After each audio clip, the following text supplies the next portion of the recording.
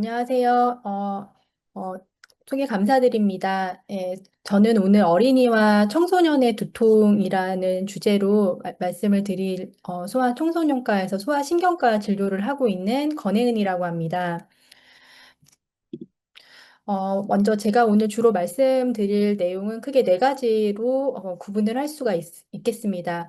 먼저 부모님들, 특히 뭐 할머니나 할아버지님들께서 아이가 머리가 아프고 어지럽다고 할 때 외래에서 이제 애들도 머리가 아플 수 있냐, 어지러울 수 있냐 이렇게 물어보시면서 이게 너무 이제 위험한 병은 아닌지 많이 염려하셔서 오시는 경우가 많이 있는데요. 이 어린이들도 두통은 아주 흔하게, 복통, 배가 아픈 것만큼 흔하게 표현이 되는 증상이기 때문에 거기에 대해서 말씀을 좀 드리겠습니다. 그리고 앞서 선생님들께서 말씀하신 이제 1차 두통 외에도 이제 아이들이 표현하는 두통은 크게 외래에서는 한 네 가지 정도로 구분을 할 수가 있기 때문에 거기에 대해서 말씀을 드리고 한 세 가지 정도 예시를 통해서 설명을 드리고자 합니다. 그리고 마지막으로 앞서 선생님들께서 말씀을 주셨지만 이 연령에서 좀 놓치면 안 되는 위험한 증상들에 대한 안내를 해드리겠습니다.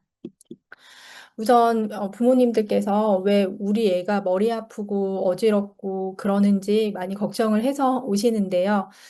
저희가 그 조사에 따르면 1년에 한 번 이상 머리가 아프다고 이제 경험을 하는 아이는 한 5살 미만에서도 10명 중에 3명 정도, 그리고 한 중학교 이상 정도 되면 한 3분의 2 이상은 1년에 한 번 이상 두통을 경험합니다. 그래서 아주 흔한 그런 증상이라고 할 수 있고, 특히 나이가 어릴수록 어떤 통증에 대한 역치가 좀 더 낮기 때문에, 즉 쉽게 통증을 느낄 수 있기 때문에 어린 아이들도 이제 두통을 흔히 그 표현 경험을 할 수 있습니다.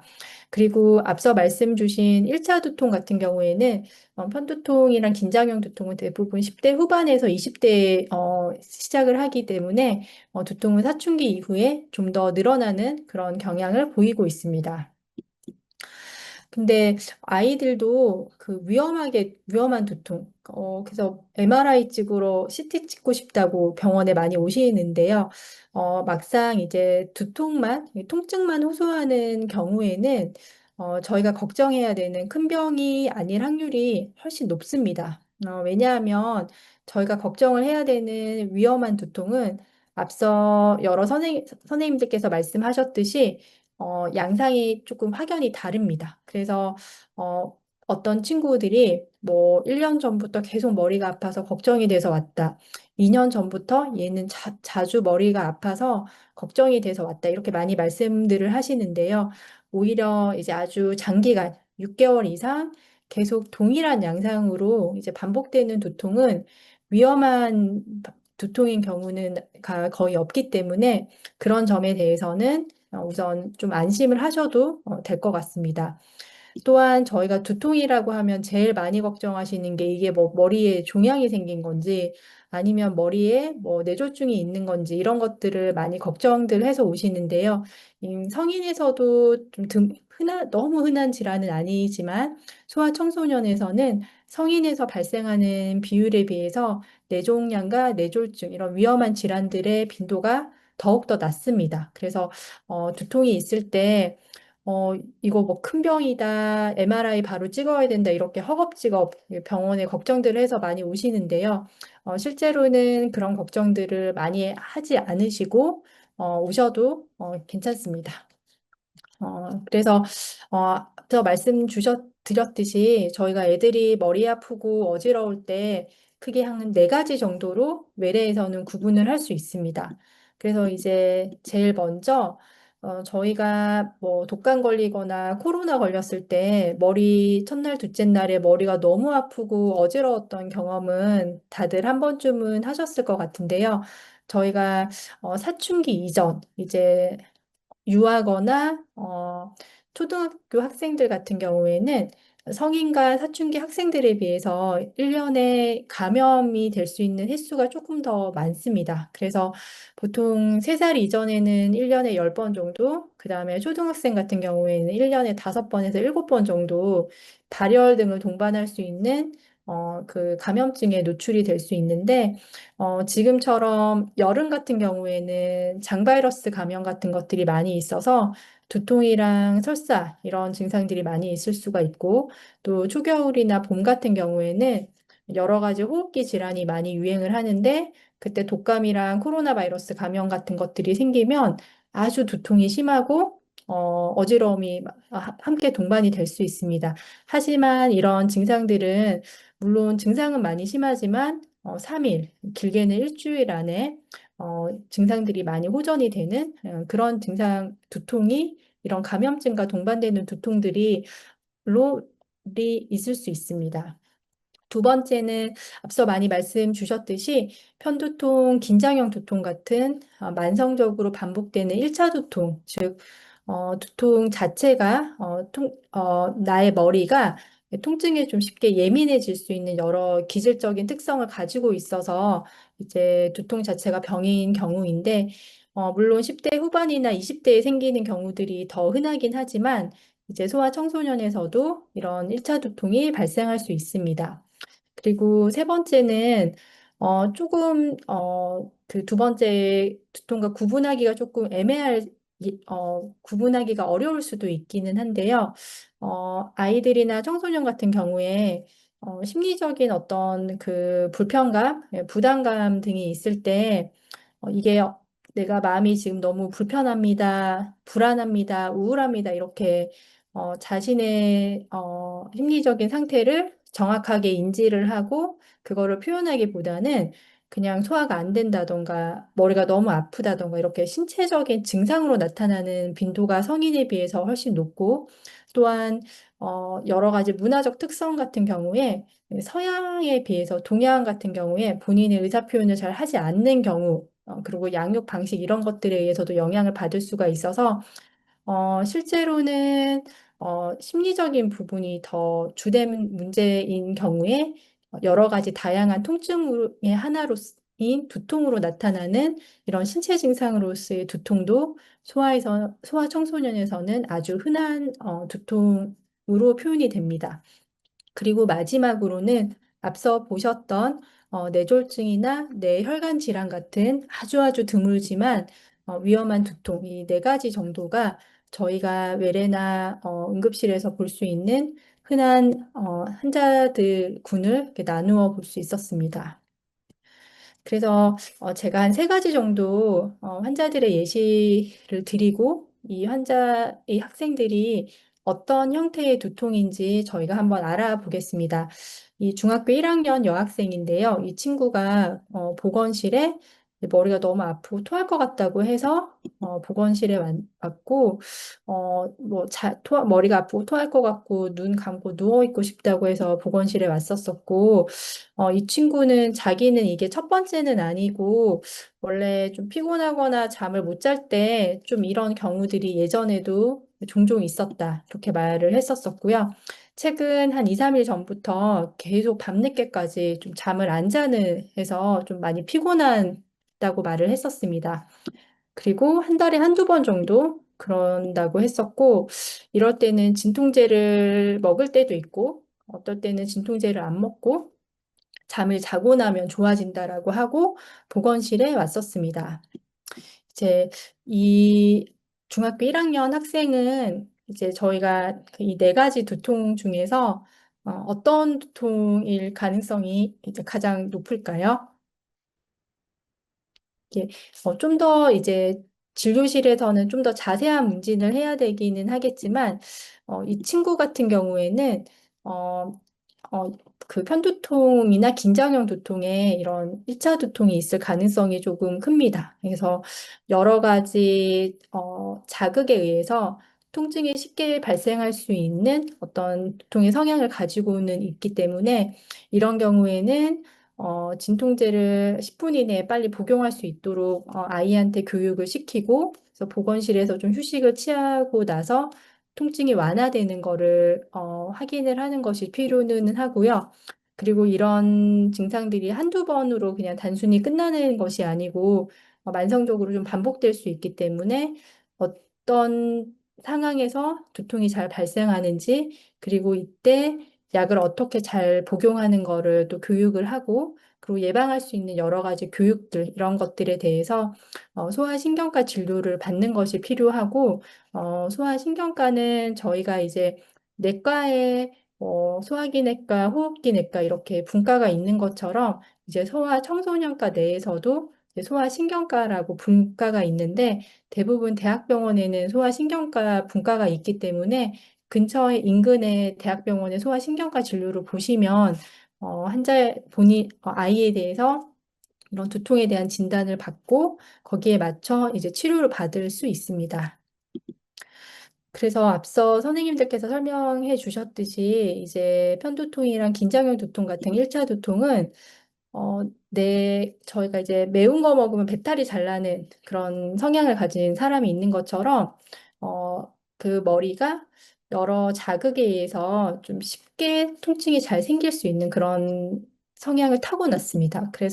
그리고 단순히 이제 아프다고만 표현하는 게 아니고, 뭐 어지럽거나 토하거나, 여러 가지 자극에 좀 이렇게 민감해지는 그런 표현을 하는 경우들이 많고, 또 가족력이 있는 경우가 많습니다. 그래서 오늘 이 강의를 들으시는 부모님들께서는 보통 저희가 이제 아이들 같은 경우에 편두통의 경우에는 어머님이 편두통이 있거나 하면 보통은 한 70% 정도는 그 집 자식도 그러한 성향을 가지는 경우들이 많기 때문에 가족력이 있는 경우가 많이 있습니다.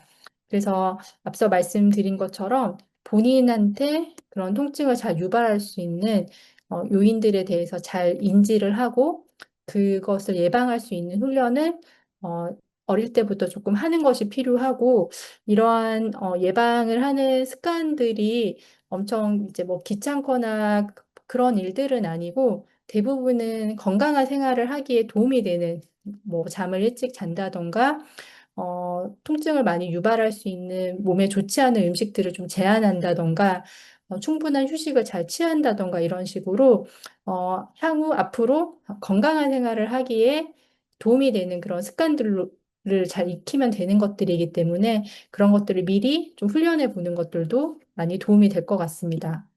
그리고 이런 소아 편두통이랑 긴장형 두통은 성인의 진단 기준보다는 조금 느슨하고 좀 표현이 잘 안 되는 경우들이 많아서, 뭐 편두통에 같은 경우에는 성인은 한 4시간 이상 머리가 아파야지 진단을 하는 경우가 많은데, 소아는 그 시간이 2시간, 그리고 뭐 어린 초등학교 같은 경우에는 30분에서 1시간 정도만 통증이 있더라도 어린이 편두통으로 진단을 할 수가 있습니다.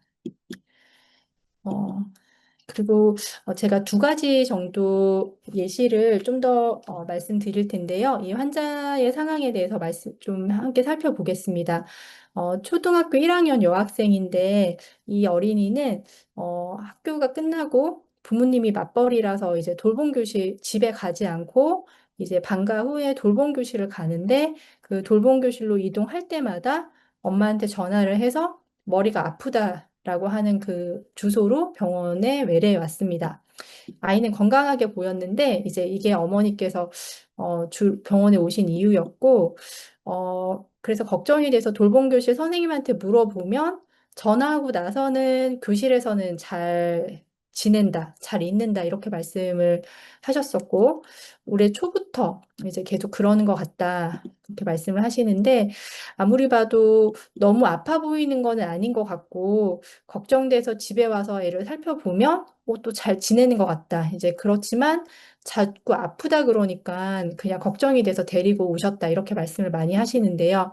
그리고 비슷한 시간대에 주말에 보면 또 잘 있는 것 같아서 이게 도대체 뭐 진짜 아픈 건지 아닌 건지 모르겠다. 이제 이렇게 온 초등학교 1학년 여학생이 한 명이 있습니다. 그래서 이렇게 있고, 또 다른 예시 하나를 살펴보면 이제 중학교 1학년 여학생인데요.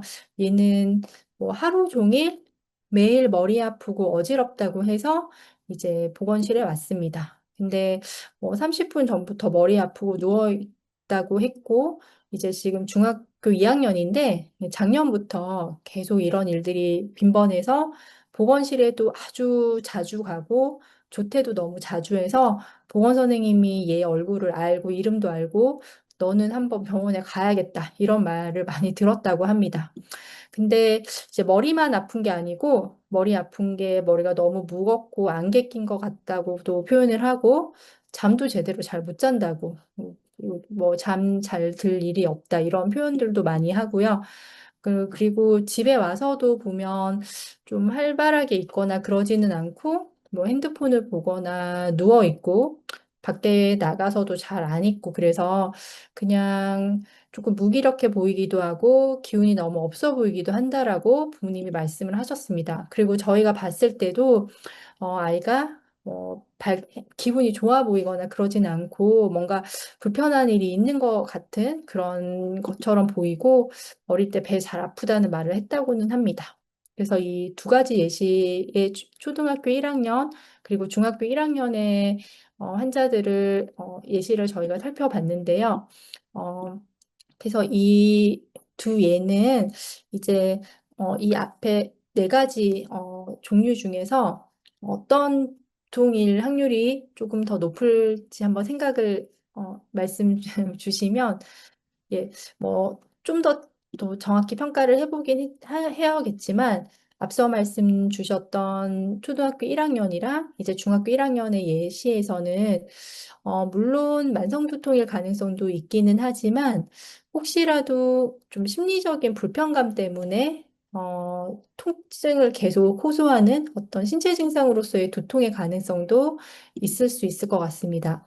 이제 초등학교 1학년 학생과 중학교 1학년 학생 중에서 이제 증상이 좀 더 심한 친구는 이제 중학교 1학년 학생이었는데요.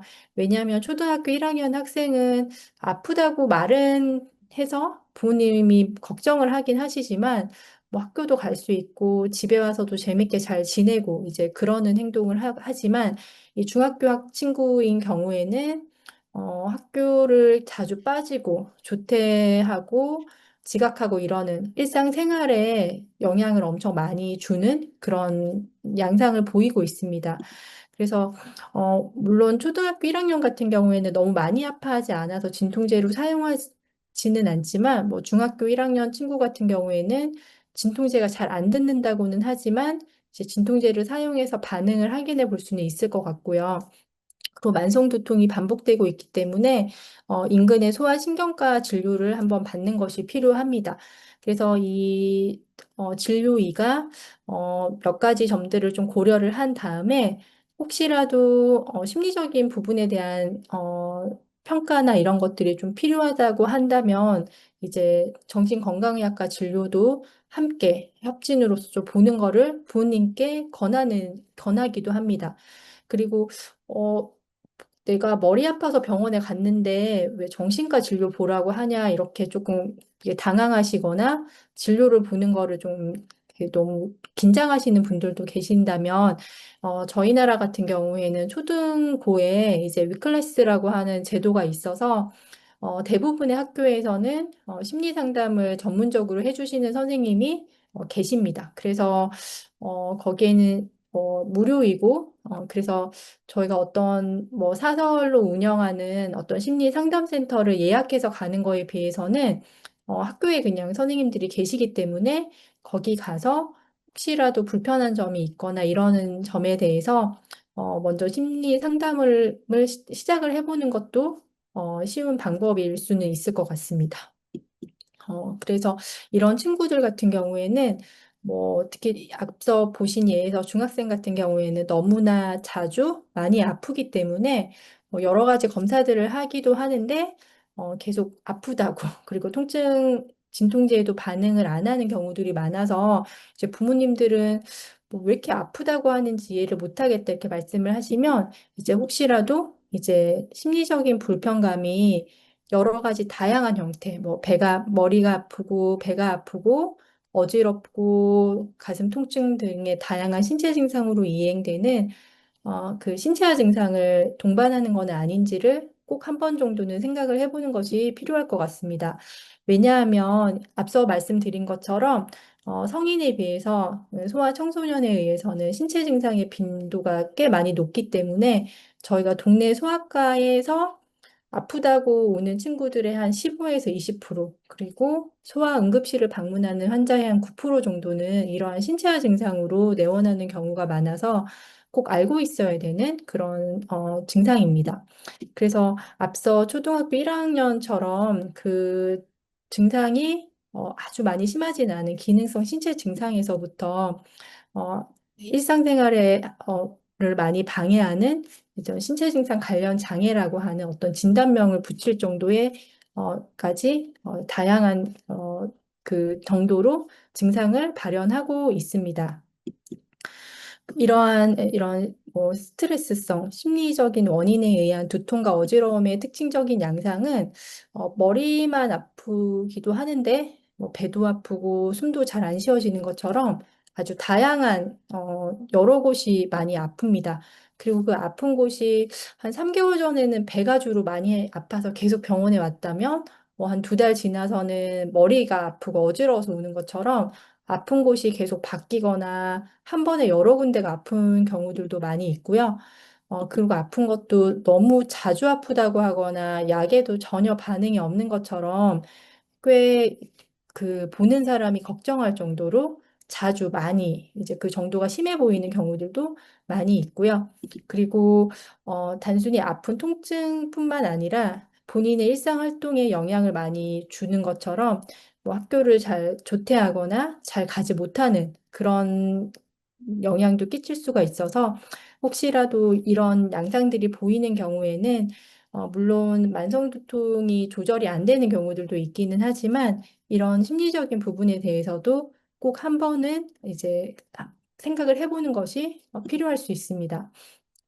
신체 증상이 잘 생길 수 있는 요인은 뭐 아이들 성향에 따라서도 뭐 절대 시험에서 시험을 꼭 잘 봐야 된다던가 뭐 이런 너무 성취도가 높은 친구들도 있고 또 반면에 자존감이 너무 떨어지는 친구한테도 잘 생길 수가 있고요.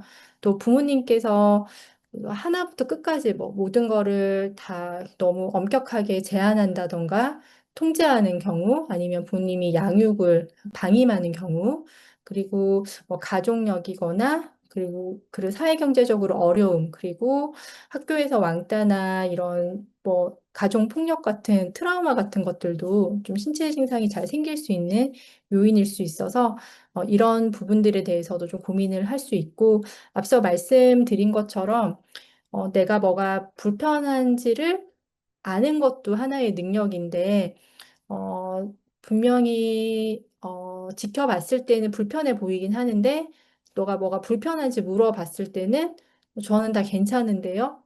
문제가 없는데요. 이렇게 표현을 할 때 불편한 게 없는 게 아니고 본인이 뭐가 불편한지를 객관적으로 잘 평가하지 못하고 혹은 불편하더라도 그거를 잘 표현하지 않는 그런 부분들이 어린 연령에서는 잘 발생할 수 있기 때문에 이런 신체 증상들이 잘 생길 수 있는 원인이라고 할 수 있습니다.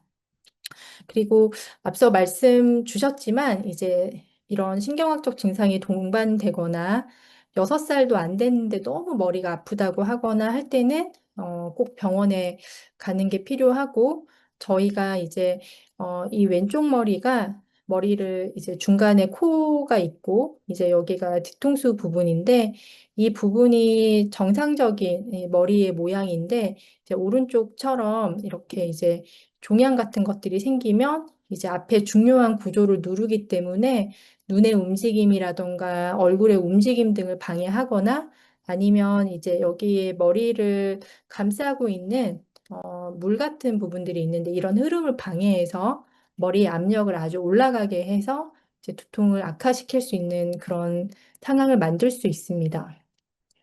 그렇다면 이제 이런 각각의 두통에 있어서 치료에 대해서 살펴보면 감염이 돼서 두통이 생기는 경우는 당연히 통증이랑 발열을 조절해서 적극적으로 진통제를 복용하면서 그 기간 동안에 두통을 조절을 하면 되고요. 혹시 신체 증상으로서의 두통이 의심이 될 때는 혹시 이 친구가 심리적인 문제에 대해서 조금 관심을 가지면서 치료를 접근하는 것이 필요할 수 있습니다.